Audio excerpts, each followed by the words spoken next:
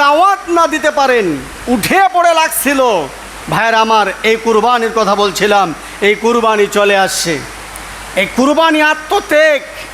1 বছর আপনাকে আমাকে ইনকাম করার পর আল্লাহ রাস্তায় আপনাকে জান দিতে হবে, বাজার থেকে ক্রয় করে এনে নিজের আত্মত্যাগ। আল্লাহ বলেন, লাইয়ানা আল্লাহ লুহুমুহা ওয়ালা দিমাউহা ওয়ালাকি ইয়ানালুহুত তাকওয়া। বান্দারে, আমি তোমাদের হাড় মাংস কোনো কিছু চাই না, আমি আল্লাহ সুবহানাহু ওয়া তাআলা শুধু চাই তোমাদের তাকওয়া।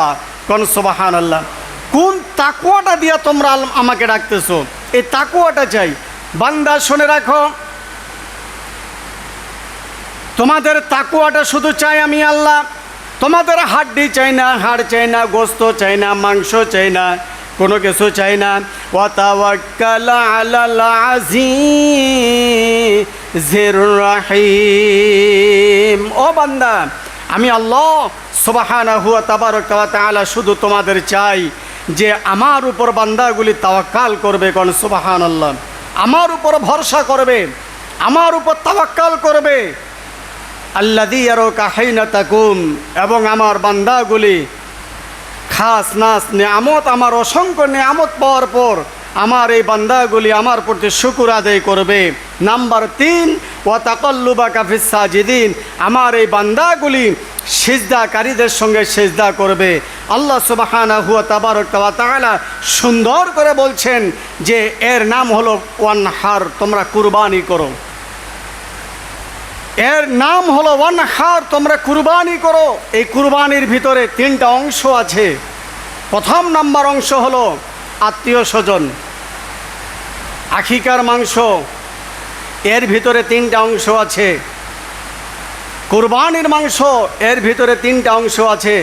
প্রথম নাম্বার অংশ হলো আত্মীয় স্বজনের একটা হক আছে।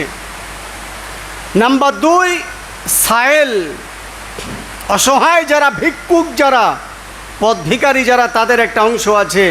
3, নিজেকে খাইতে হবে, তার একটা অংশ আছে। এই 3টা অংশে তোমরা কুরবানি করবে। কুরবানির ফজিলত হলো জীবের রক্ত, পশুর রক্ত জমিনে পড়ার আগেই আমি আল্লাহ তাদের কুরবানি কবুল করে ফেলব। কিন্তু এর পিছনে কথা আছে।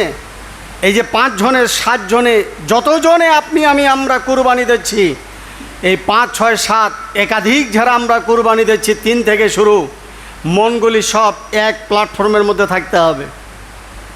এবং কুরবানির আগেই আপনাকে আমাকে কার কতটুক টাকা পয়সা কুরবানি দেওয়ার আগের রাতেই, কুরবানি দেওয়ার আগেই আপনাকে এটা ক্লিয়ার রাখতে হবে, সমানভাবে থাকতে হবে।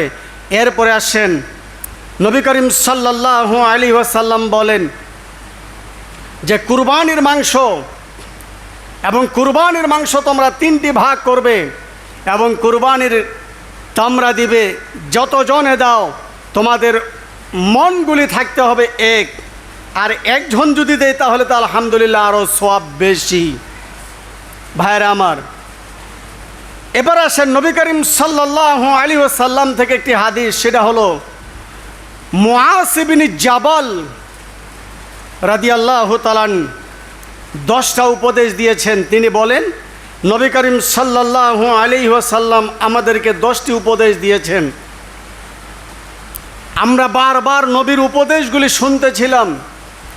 আল্লাহর নবী আমাদেরকে কথা বলতেছিলেন, তখন আল্লাহর নবী মুহাম্মদ রাসূলুল্লাহ সাল্লাল্লাহু আলাইহি ওয়াসাল্লামের চেহারা মুবারকটি লাল বর্ণ ধারণ করত। আমাদেরকে প্রথম নাম্বার উপদেশ দিতেন, তোমরা হালাল খানা খাও। কোথায় পাওয়া যাবে হালাল খানা? আপনাকে আমাকে হালাল উপার্জন করতে হবে, হালাল খানা খাইতে হবে। হালালের বিকল্প কোনো রাস্তা নেই। অতএব আপনি আমরা যারা যেখানে আছি না কেন, ইবাদতের মূল টার্গেট হলো হালাল খানা। খানাটা আপনার হালাল কতটুক? যদি হালাল হয়ে থাকে আলহামদুলিল্লাহ। ইবাদত আপনার হইতে হবে হালাল। হালালের ভিতরে সব কিছু আপনার কামিয়াবি। কোন সুবহানাল্লাহ বিহামদিহি। 2 নাম্বার হলো হারাম। আপনার হারাম উপার্জন আছে কি? যদি হারাম উপার্জন থাকে আপনার কুরবানি কবুল হবে না, আপনার ইবাদত কবুল হবে না। হারাম উপার্জন থাকলে পরে আপনার নামাজ বন্দেগী কোথাও কোনো কুরবানি কবুল হবে না। আপনার ইনকাম সোর্সটা থাকতে হবে হালাল, হারাম উপার্জন দিয়ে, হারাম টাকা দিয়া আপনাকে আমাকে কুরবানি দেওয়া যাবে না। 3 নাম্বার হলো তাকওয়াটা আপনার আমার পরিষ্কার রাখতে হবে, দিলটা পরিষ্কার রাখতে হবে, আপনার অন্তরটা পরিষ্কার রাখতে হবে, আপনার বিবেক পরিষ্কার রাখতে হবে, আপনার কাল পরিষ্কার রাখতে হবে, আপনার অন্তর পরিষ্কার রাখতে হবে। সব কথার শেষ কথা হলো আপনার আমার দিলটা পরিষ্কার রাখতে হবে, আপনার আমার তাকওয়াটা পরিষ্কার রাখতে হবে। যদি আপনার আমার তাকওয়া পরিষ্কার হয় তাহলে দুনিয়া শান্তি, আখিরাতেও শান্তি। কোন সুবহানাল্লাহ বিহামদিহি। এই জন্য ভাইরা আমার, দোস্ত আর বুজুর্গ, আপনাকে আমাকে হালাল উপার্জন করতে হবে। নাম্বার 2, হারাম টাকা দিয়া ভক্ষণ করা যাবে না এবং হারাম টাকা দিয়া কোনো কিছু করা যাবে না। আপনার উপার্জনটা ক্লিয়ার রাখতে হবে। 3 নাম্বার হলো আপনার তাকওয়া পরিষ্কার রাখতে হবে। আল্লাহ বলেন, লা ইয়ানালুল্লাহা লুহুমুহা ওয়ালা দিমাউহা ওয়ালাকিন ইয়ানালুহুত তাকওয়া। হে বান্দা, তোমাদের তাকওয়া তোমরা পরিষ্কার রাখো। তোমাদের তাকওয়া যদি পরিষ্কার থাকে তাহলে তোমরা খাইতে শান্তি পাবে, ইবাদতে শান্তি পাবে, শুইতে শান্তি পাবে, আরাম আয়েশ করতে তোমরা শান্তি পাবে। তোমাদের তাকওয়াটা পরিষ্কার রাখতে হবে। 4 নাম্বার হলো ফরজ সালাত আপনাকে আমাকে আদায় করতে হবে। ফরজ সালাত আপনাকে আমাকে আদায় করতে হবে। যারা যেখানে থাকি না কেন, যে অবস্থায় থাকি না কেন, আপনাকে আমাকে ফরজ সালাতটা ক্লিয়ার রাখতে হবে। ফরজ সালাতটা আপনার ক্লিয়ার আছে কিনা? যদি আপনার ফরজ সালাত ক্লিয়ার থাকে, দুনিয়া শান্তি, আখিরাতেও শান্তি। কোন সুবহানাল্লাহ বিহামদিহি। এই জন্য ভাই, দোস্ত আর বুজুর্গ, আপনাকে আমাকে থাকতে হবে আপনার হলো ফরজ সালাত। নামাজে পড়ি না,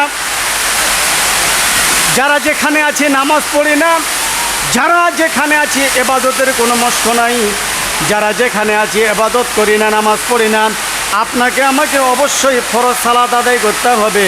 নামাজের মাধ্যমে সব কিছু ক্লিয়ার।